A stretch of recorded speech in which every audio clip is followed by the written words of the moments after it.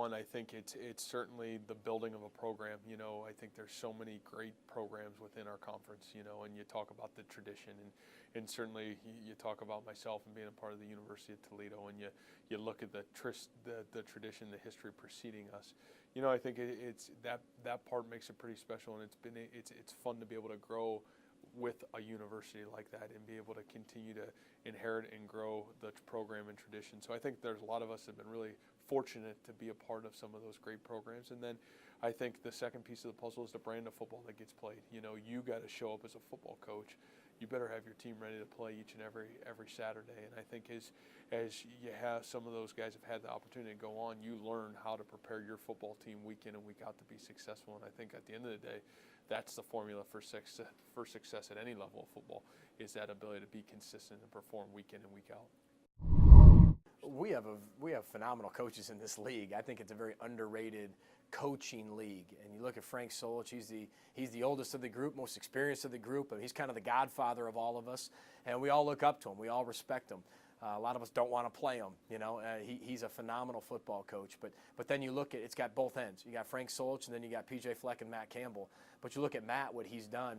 He was around a turnaround at Toledo, not as the head coach, but he was around as a coordinator. And then once it got turned around, he took over, and now he's taken it to another level, which I have a ton of admiration for him and what he's doing. So, and then you have everybody in between. You got Pete Lembo, who all he does is win.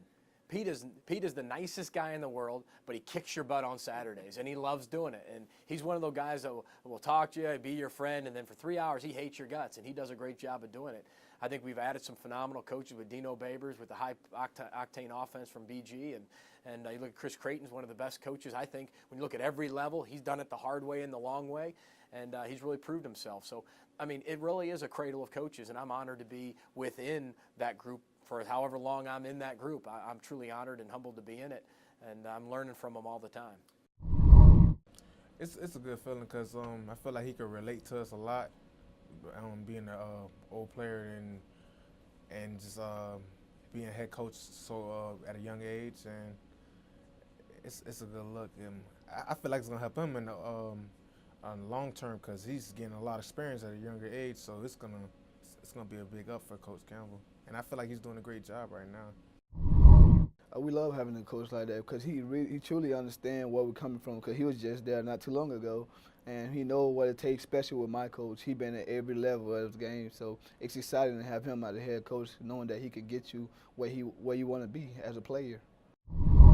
You know, being a young coach in this conference as an assistant and now being a head football coach, I think there's no question that's what's made this conference grow. And, you know, the opportunity to put our program, to brand not only our conference but our university, and have the opportunity to show a national audience who we are and what we are, I think that's a game changer, and it's been a game changer. And for our conference championship to unfold on national television, I think that's huge, and I think people identify with us and our programs.